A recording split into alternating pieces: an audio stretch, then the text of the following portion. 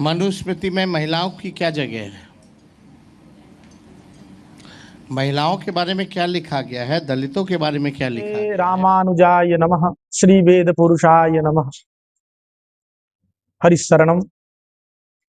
अभी उक्त आपने सुना तेजस्वी यादव जी ने कहा कि स्त्रियों के विषय में मनुस्मृति में क्या लिखा हुआ है। सभी निवेदन से हम पूछना चाहते हैं क्या लिखा हुआ है भैया, आपने मनुस्मृति पढ़ा?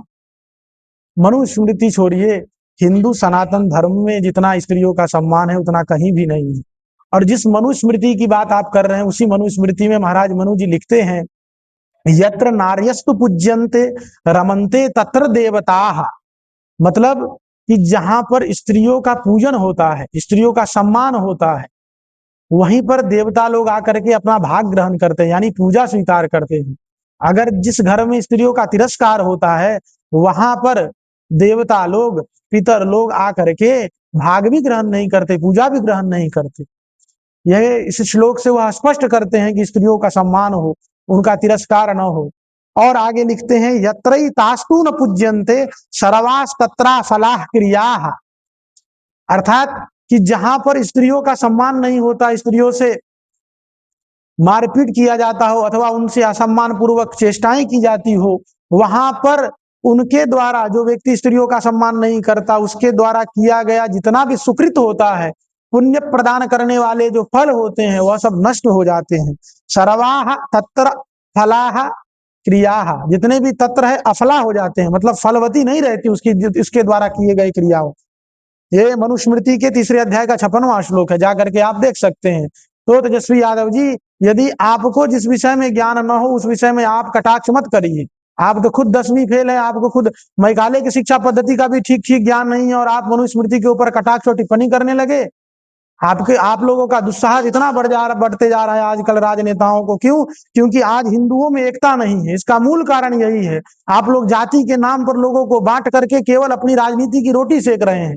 आज मैं सबसे आह्वान करता हूं, चाहे वो यादव समाज के लोग हो या किसी भी वर्ग के लोग हो, ब्राह्मण क्षत्रिय वैश्य शूद्र, चारों वर्णों के लोग, सभी जातियों के लोग एक साथ अभिमत होकर के अपने हिंदू धर्म के लिए खड़े हो और इकट्ठे होकर के ऐसे लोगों के मुंह को बंद करना अनिवार्य है। और यही आज की आवश्यकता है, क्योंकि लोकतंत्र है, जहां पर भीड़ रहेगी ये लोग वहीं पर बात बोलेंगे, उसी प्रकार की बात बोलेंगे। यदि आज सभी हिंदू जाति के लोग एक साथ इकट्ठे होते तो तेजस्वी यादव जैसे मूर्ख चक्र चूड़ामणि जैसे लोग आज हिंदू धर्म के ऊपर कटाक्ष नहीं कर रहे होते, टिप्पणी नहीं कर रहे होते। और सुनो तेजस्वी, यदि तुम्हें नहीं ज्ञान है तो मैं बताता हूं मनुस्मृति में अन्य श्लोक जहां पर स्त्रियों के लिए कितना सम्मान बताया गया है। कहते हैं, पूजनार्थम महाभागा पूजारः गृहदीप्तयः स्त्रियश्च गेहेषु न विशेषोऽस्ति कश्चनः। यानी मनुस्मृति के 9वें अध्याय के 26वें श्लोक में कहते हैं कि अरे स्त्रियों से ही घर की शोभा है, ये स्त्रियां जो हैं साक्षात लक्ष्मी स्वरूपा हैं, इसलिए इनका सम्मान करना चाहिए, आदर करना चाहिए। अब बताओ क्या मनु जी ने ये गलत लिखा है? और आगे मैं आपको बताऊं, यहां तक कि अन्य धर्मों में, अन्य पंथों में, धर्म तो मैं मानता नहीं, अन्य पंथों में, इस्लाम में, बाइबल में, कुरान में, इन सब में स्त्रियों के विषय में इतनी गंदी गंदी चीजें लिखे हुए हैं। आज तक तो तुमने कभी हलाला के विषय पर नहीं बोला, आज तक तो तुमने कभी 3 तलाक के ऊपर नहीं बोला, लेकिन हिंदू धर्म के ऊपर, जबकि तुम्हें पता भी नहीं है, सही से उसका बोध भी नहीं है, लेकिन नहीं, बस लोगों ने कह दिया मनुस्मृति को गाली देना है, रामचरितमानस को गाली देना है, गीता रामायण को गाली देना है, तो गाली देना आरंभ कर दिए बिना किसी विचार किए हुए, बिना ज्ञान के। और सम्यक ज्ञान के बिना यदि व्यक्ति बोलता है उसको विक्षिप्त माना जाता है, पागल माना जाता है, और मेरे दृष्टि में तुम वही हो।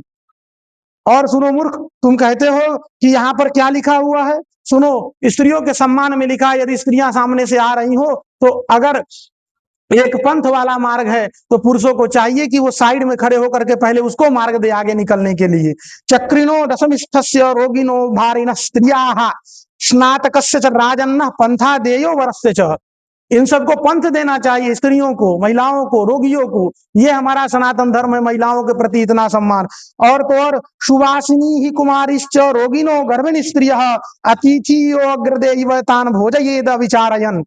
अर्थात कि तुम कहते हो कि स्त्रियों के लिए सम्मान नहीं है। यहाँ पर कहा गया हमारे सनातन धर्म के सिद्धांत में, अतिथि देवो भवः, अतिथि देव के तुल्य होता है। बिना अतिथि को भोजन कराए जो व्यक्ति भोजन करता है उसको पाप लगता है। लेकिन कहा गया कि यदि कोई स्त्री आ जाए अथवा कोई कुमारी कन्या आ जाए तो महाराज अतिथि को भी छोड़ करके सर्वप्रथम जो स्त्री को भोजन कराइए। स्पष्ट लिखा यहाँ पर, अतिथियो अग्र एवं भोजयेद अविचारयन, बिना किसी विचार किए हुए सर्वप्रथम अतिथि को भी साइड करके सर्वप्रथम स्त्री को, कन्याओं को, कुमारी कन्याओं को भोजन कराइए, स्त्रियों को भोजन कराइए। तो ऐसा ये हमारा धर्मशास्त्र, जिस मनु के बारे में आप बात कर रहे हैं, उस मनु के विषय में वेद कहता है, यद मनु वद तद भेषजम, जैसा मनु ने कहा है वह सब औषधि के तुल्य है। भेषज मतलब औषधि, जो मनु ने कहा है वो औषधि के समान है।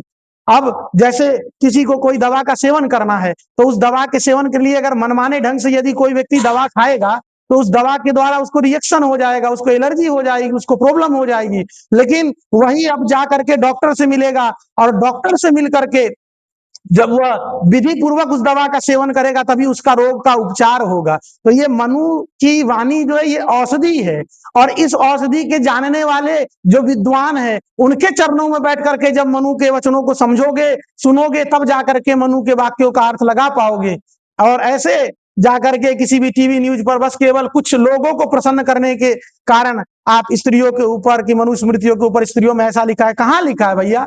यदि अभी भी तुमको मनुस्मृति में कोई संदेह है तो आकर के कहो। मैं अगले वीडियो में शूद्र के विषय पर भी बोलूंगा, सब प्रमाण मैं आपके बातों का उत्तर दूंगा। और ये सारे मनुस्मृतियों का श्लोक है, जो अभी मैंने लास्ट में 2 श्लोक बोले हैं, वो 3रे अध्याय का 114वां और 115वां श्लोक है, जाकर के आप अवलोकन कर सकते हैं मनुस्मृति में। और सभी सनातन हिंदू धर्मावलंबियों से मेरा ये करबद्ध निवेदन है, ऐसे राजनेताओं के प्रति आप सब अपनी अपनी भाषाओं में आवाज उठाइए, और इस वीडियो को जितना हो सके उतना सभी अपने भाई बंधु इष्ट मित्रों के साथ इसको साझा करिए, और हमारी हिंदू धर्म की आवाज को बुलंद करिए। और सब लोग जातिबद्ध कर्मबद्ध होकर के बस केवल हम हिंदू हैं, हम हिंदू हैं, हम हिंदू हैं, केवल इसी नारे के साथ आगे बढ़िए। जय श्रीमन नारायण, जय श्री सीताराम, जय वेद भगवान, जय गौ माता।